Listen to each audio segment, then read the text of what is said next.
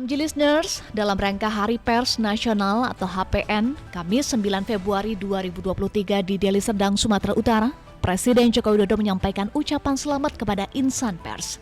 Namun Presiden juga menyampaikan dalam pidatonya akan keresahannya kepada dunia pers saat ini bahwa dunia pers sedang tidak baik-baik saja. Untuk mendiskusikannya, saya sudah terhubung dengan anggota Dewan Redaksi Media Group, Abdul Kohar. Selamat pagi, Mas Kohar. Pagi, Eva. Salam sehat dan juga selamat Hari Pers Nasional ya, Mas Kohar. Oke, sama-sama untuk kita semua. Ya, Mas Kohar, kemarin Presiden Joko Widodo dalam pidatonya menyatakan bahwa dunia pers sedang tidak baik-baik saja. Sependapat tidak Mas Kohar dengan keresahan Presiden ini? Ya, dari sisi banyak hal memang itu yang terjadi ya, dalam konteks terutama keberlanjutan pers. Banyak industri pers bertumbangan satu persatu, karena ya mereka kesulitan untuk menghidupi dirinya sendiri. Satu, kedua ya kue iklan yang kemudian lebih banyak direbut oleh beberapa platform media internasional, semacam kayak mesin pencari, kemudian media sosial yang notabene iklan-iklan lari ke mereka bahkan 60% lebih. Sementara media-media atau pers di Indonesia itu 40% sisanya saja. Itu pun juga ada yang menyebutkan masih boleh jadi masih kurang lagi. Lebih banyak yang nah itu kalau itu yang disebut sebagai bagian dari kondisi keberlanjutan pers, ya betul bahwa pers memang atau media memang dalam kondisi tidak baik-baik saja. Iya, kue iklan direbut, 60% belanja iklan diambil oleh media digital, terutama platform asing. Tadi Mas Kohar juga sampaikan, ini celahnya di mana ya Mas? Kenapa bisa diambil sampai 60%? Ya, karena tidak ada aturan. Kita belum memiliki aturan yang membuat media-media mainstream atau media lokal yang ada di kita, media nasional, itu punya bergain position yang leluasa sehingga memiliki hak ya untuk mendapatkan sharing, untuk mendapatkan kue iklan itu. Nah, beda dengan Australia yang sudah membuat undang-undang itu, memiliki undang-undang itu pada 2 tahun yang lalu, 2021, itu memaksa para raksasa digital itu, misalnya mesin pencari, Google, kemudian juga media sosial Facebook, untuk membayar konten yang diambil dari media-media lokal setempat. Nah, itu yang sampai saat ini belum terjadi di Indonesia karena memang aturannya belum ada. Kenapa belum ada aturan ini, Mas? Padahal kan sebetulnya sudah tahu kondisi saat ini media digital masif digunakan oleh masyarakat. Ya, itu karena memang perkembangan teknologi. Aturan itu biasanya kan jalannya seperti siput ya. Sementara perkembangan teknologi itu kan lajunya pesat sekali, seperti laju kereta, laju mobil. Nah, ketika yang satu itu bergerak seperti laju mobil, sementara satunya bergerak seperti siput, kan pasti akan keteteran. Dan itu lazim pula di banyak negara, bukan hanya khas Indonesia. Hanya memang di beberapa negara itu menjadi sebuah kesadaran yang cepat, sehingga mereka langsung bergerak untuk menyusun aturan. Nah, berunding. Di Indonesia bukannya tidak ada yang berunding. Pihak-pihak di raksasa digital itu juga sudah berunding. Tetapi seperti apa bentuk perundingannya kan tidak ada yang tahu. Tiap-tiap media berunding sendiri-sendiri gitu, tanpa ada perlindungan secara menyeluruh terhadap media. Satu. Kemudian yang kedua itu soal keterbukaan algoritma. Ya, bagaimana algoritma mereka diatur. Nah, itu juga suka-sukanya platform digital internasional saja bagaimana mereka mengatur algoritma tanpa diketahui oleh publisher setempat, media setempat gitu. Nah, itu yang kemudian diatur di Australia, di Korea Selatan juga sudah mulai diatur. Di Australia itu dalam bentuk undang-undang namanya News Media Negotiation Code gitu kan. Lalu di Australia itu ada namanya Telecommunication Business Act gitu. Jadi ada mulai kesadaran sehingga pers itu harus tetap dijaga keberlanjutannya, pers itu harus tetap hidup, pers tidak boleh mati karena kuenya direbut gitu. Jadi palagannya, medan tempurnya itu dibuat equal gitu, dibuat setara, dibuat adil, lebih adil. Nah, ini yang sebetulnya dari sejak Hari Pers Nasional 2020 sudah digaungkan, tetapi rupanya karena memang pandemi, pembicaraan tentang ini lewat terus. Nah, baru kali ini setelah pandemi dirasa sudah mulai lewat dan sedang menuju transisi menuju endemi, nah, kita punya waktu lagi untuk berbicara tentang publisher rights itu, aturan yang mengatur bagaimana raksasa digital internasional itu harus membayar gitu ya, harus memberikan sharing, harus berinvestasi. Kalau di Australia malah mereka mewajibkan investasi jutaan dolar di platform-platform media di lokal, media setempat, maksudnya media di Australia itu. Nah, itu yang sedang didorong dalam Hari Pers yang kemarin itu, termasuk oleh Presiden kan. Presiden menyatakan dalam waktu 1 bulan harus sudah selesai aturan itu. Aturan itu kan memang sudah digodok sudah setahun terakhir inilah oleh teman-teman asosiasi media, kemudian ada Persatuan Wartawan, juga asosiasi jurnalis, gitu, asosiasi televisi. Jadi semua asosiasi di jurnalistik bekerja sama, berkolaborasi, difasilitasi oleh Kementerian Kominfo dan Dewan Pers, terutama Dewan Pers ya, difasilitasi oleh Dewan Pers untuk merancang undang-undang semacam itu. Tidak mudah memang, pasti akan ada penolakan, tetapi bagaimana win-win solutionnya kan tetap harus dicapai. Gitu. Mas Kor sampaikan regulasi jalannya seperti siput. Sebenarnya Presiden juga sudah minta 1 bulan. Nah, bisakah mulus ini 1 bulan selesai aturannya sebagai dasar hukum? Kalau persiapan aturannya kan sudah dirancang 1 tahun lebih oleh Dewan Pers. Ya, kami, saya terutama juga pernah diajak beberapa kali ada meeting pertemuan untuk membahas soal itu. Bagaimana draft sudah disusun. Jadi tidak sulit kita bisa mengadopsi beberapa aturan, hanya saja memang bentuknya mungkin semacam peraturan pemerintah atau peraturan yang disahkan oleh Presiden, karena kalau undang-undang maka ini harus ke parlemen dulu kan. Parlemen dulu dan pembahasannya biasanya sangat lama.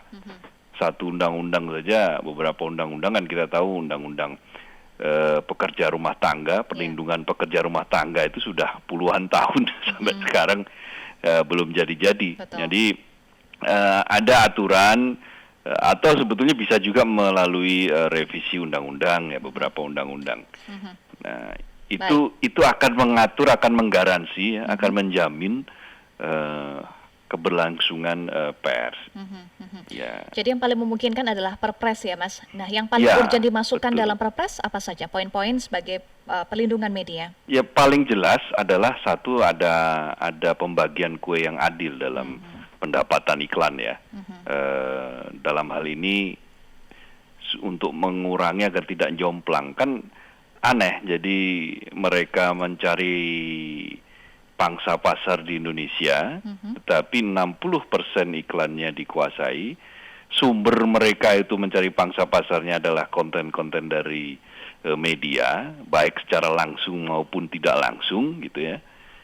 Mesin pencari kan banyak juga disupport oleh media, baik media cetak, media digital, bahkan juga media televisi, media radio, itu ada ya. Seperti di platform media sosial kan, media televisi juga diambil gambarnya, audio visualnya, kemudian di radio itu juga ada platform media sosial yang berbasis audio, itu juga beberapa kali mengambil dari situ. Nah, wajar dong kalau kemudian itu mendapatkan hak ya, negosiasi, hak sharing pendapatan lebih terbuka. Kemudian yang kedua juga soal keterbukaan algoritma, mengubah algoritma, membuka sebetulnya apa sih yang menjadi concern misalnya mesin pencari, sehingga sebuah informasi itu akan bisa hype gitu, bisa naik gitu kan.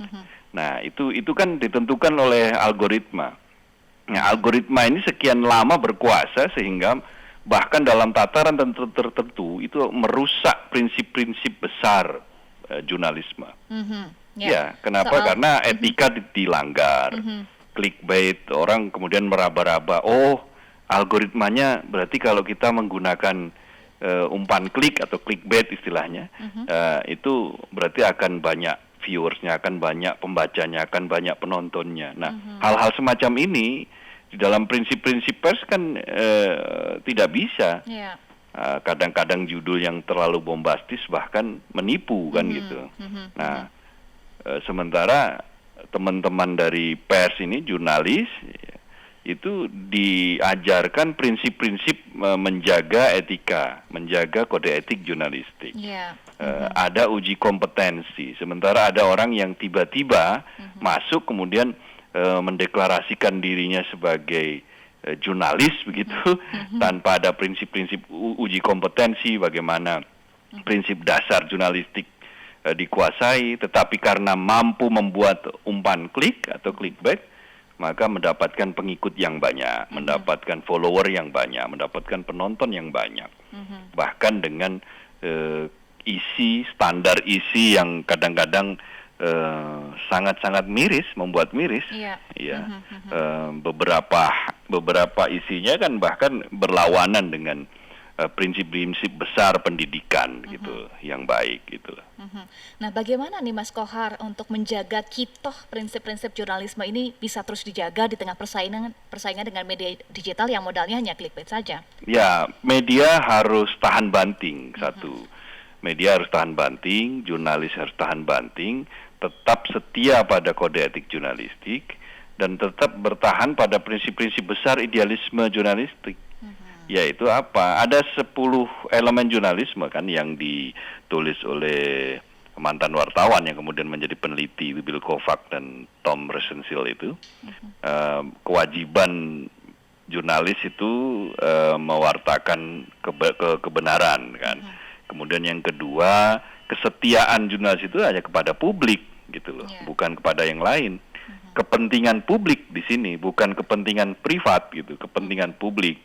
Lalu yang ketiga, esensi jurnalisme itu harus disiplin verifikasi. Nah, ini yang menjadi ruhnya, menjadi jiwanya, soul gitu bagi jurnalisme. Selama verifikasi ditegakkan, ya itu akan benar dalam posisi menjalankan kinerja jurnalisme. Nah, menjaga idealisme. Nah, di tengah gempuran media sosial seperti itu, pada titik tertentu itu akan mencapai equilibrium. Titik keseimbangan. Kan sekarang mulai banyak kan berdasarkan penelitian yang justru ada kecenderungan pembalikan ya. Beberapa tahun yang lalu kan media sosial mengambil alih. Tingkat kepercayaan masyarakat kepada media sosial sangat tinggi. Kemudian mereka melahap informasi dari media sosial. Itu yang membuat media mainstream atau media-media yang pakem gitu, itu ikut-ikutan larut, menanggalkan beberapa prinsip-prinsip jurnalisme ya, misalnya mengambil dari Twitter, omongan Twitter dinaikkan jadi berita, tanpa harus ada verifikasi, tanpa harus ada konfirmasi gitu kan, maksud dari tweetnya itu apa gitu, itu kan kerja-kerja yang membuat jurnalis juga kerja makin malas hal-hal semacam itu. Nah, beberapa kan kemudian ada yang berprinsip ngapain capek-capek, karena yang capek kalah suara dibandingkan dengan yang hanya bermodalkan tweet gitu misalnya, mengambil dari media sosial. Nah, ini yang tidak boleh, ini yang tidak bisa, karena memang prinsip-prinsip besar dari jurnalisme harus tetap diperjuangkan sepanjang zaman. Platform bisa berubah, media bisa berubah, tetapi jurnalisme akan tetap hidup. Gitu. Jurnalisme tidak akan mati. Nah, jurnalisme yang tidak mati itu yang seperti apa? Yang tetap mengedepankan prinsip-prinsip tadi itu. Prinsip-prinsip besar itu, jurnalisnya mendengarkan hati nurani, memberi ruang pada publik, ada interaksi di situ. Nah, kadang-kadang karena juga ada kemalasan tadi itu, kemalasan jurnalisme itu, kemalasan dari jurnalis itu, membuat produk jurnalisme itu menjadi mentah ya, menjadi mentah, bahkan ya dicap dalam beberapa kalangan itu tidak profesional. Apakah ini juga ada pengaruhnya dengan dari saya baca ya, Mas Kohar, dari Reuters Institute Digital News 2023, media daring menjadi sumber yang terbanyak diakses publik 88%, termasuk dalamnya media sosial 68%, sedangkan media konvensional, televisi 57% dan cetak 17%. Ini semakin sedikit ya menggunakan media konvensional, jadi muncul kemalasan jurnalisme itu, Mas Kohar. Salah satunya itu, tetapi begini, tren ke belakang kan media mainstream juga bermain di media sosial kan, ikut bermain di media sosial. Nah, itu menjadi bagian dari cara menyiasati keadaan ya, ketika masyarakat lebih lebih senang mengakses media sosial, maka kehadiran media mainstream di media sosial itu juga akan bisa membuat literasi media sosial semakin cepat. Literasi digital semakin cepat. Media sosial tidak hanya diisi informasi-informasi sampah gitu kan, informasi-informasi sampah yang sebetulnya tidak terlalu berguna, menjadi informasi-informasi yang berkualitas. Nah, itu salah satu bentuk. Nah, beberapa penelitian di dalam negeri yang dilakukan oleh analis misalnya seperti kemarin yang dilakukan oleh UGM misalnya, itu justru sekarang ada kecenderungan tingkat kepercayaan dan tingkat publik mengakses berita itu kembali kepada media-media mainstream. 70% lebih ya, 73,6 atau 74,6% itu mereka mengakses dari televisi. Artinya mereka lebih percaya pada media mainstream. Bahwa platform mengaksesnya itu dari mobile, dari handphone, dari platform-platform media sosial, itu tidak soal. Tetapi yang mereka akses tetaplah media mainstream gitu. Nah, itu akan menjadi tantangan tersendiri bagaimana media teknologi bergerak begitu sangat cepat, sehingga media juga harus mampu berkompetisi di situ, karena di situlah lahannya, seperti yang saya katakan tadi, platform itu bisa apa saja, platform bisa berubah, bentuknya bisa berubah, bisa cetak kemudian tiba-tiba beralih ke digital, bisa, tetapi jurnalisme tetap hidup, prinsip-prinsip dasar jurnalistik itu tidak berubah. Jadi adaptasi teknologi menjadi kunci ya, Mas? Ya, adaptasi teknologi, kemudian inovasi, bagaimana menyajikan hal-hal yang penting dan relevan itu menjadi menarik. Nah, itu juga salah satu elemen dasar jurnalisme itu. Jadi hal-hal yang penting dan relevan itu ketika dia disampaikan dengan menarik itu macam-macam. Bisa dengan infografis, bahkan bisa melalui gambar, ada yang melalui coretan kartun, ada juga yang melalui data jurnalistik, macam-macam. Hal yang panjang-panjang kemudian disampaikan dengan data jurnalisme. Ada yang dengan kalimat-kalimat pendek tetapi diksinya terpilih. Itu inovasi-inovasi yang harus terus dilakukan. Tetapi basic bahwa itu berbasiskan fakta, itu menyampaikan kebenaran, dicari secara independen, itu tetap dijalankan. Gitu. Iya. Nah, Mas Kohar, literasi media, literasi digital seolah menjadi tugas atau tanggung jawab media konvensional. Padahal sebetulnya kan media digital juga punya peran kan, Mas Kohar? Iya, betul. Itulah kenapa perlu aturan yang mendesak, memaksa raksasa-raksasa digital itu untuk menginvestasikan sebagian pendapatannya untuk hal-hal semacam ini, untuk literasi digital ini, untuk literasi media ini. Satu itu. Di Australia syaratnya bahkan sudah 10 juta. 10 juta dolar itu wajib diinvestasikan kepada media-media lokal, dan media lokal diserai tugas juga untuk melakukan literasi, gitu loh, melakukan pendidikan, bagaimana menggunakan platform digital yang baik, bagaimana bermedia sosial secara baik. Nah, dengan investasi semacam itu, maka kita akan mencapai kolaborasi. Di Indonesia sudah mulai dilakukan sebetulnya oleh Google misalnya dengan membuat cek fakta, kolaborasi cek fakta. Google menggandeng media-media digital di tanah air, gitu, seperti kayak ada medcom.id, kemudian platform-platform digital lainnya, ada 20-an lebih lah, itu melakukan kolaborasi, cek fakta, bagaimana untuk mengecek apakah informasi yang disebarkan di media sosial ini benar atau tidak, atau mengandung unsur kebohongan atau tidak.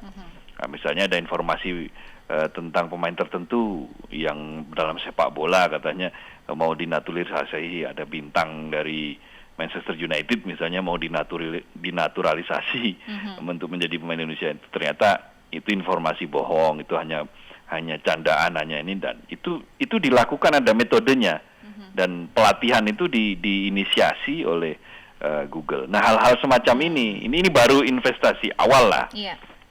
Beberapa pihak menyebut ya ini baru recehannya lah, dan nanti dagingnya juga harus diberikan ini. Jadi jangan hanya mengambil keuntungan, tetapi juga berinvestasi untuk melakukan pendidikan kepada publik, sehingga ini tidak menjadi tugas semata dari media, tetapi juga kolaborasi dari berbagai pihak. Gitu. Iya. Jadi media konvensional dan media digital jangan hanya berbagi kue iklan aja, tetapi yang paling penting adalah berbagi peran atau kolaborasi untuk literasi media itu ya, Mas Kohar ya. Baik, kita nantikan bagaimana dasar hukumnya atau paling tidak perpres ya, Mas Kohar, dengan jangka waktu 1 bulan ya. Baik, terima kasih anggota Dewan Redaksi Media Group Abdul Kohar sudah berbagi bersama kami di Morning Traffic pagi hari ini. Salam sehat selalu ya, Mas Kohar. Iya, salam sehat juga Eva. Pagi.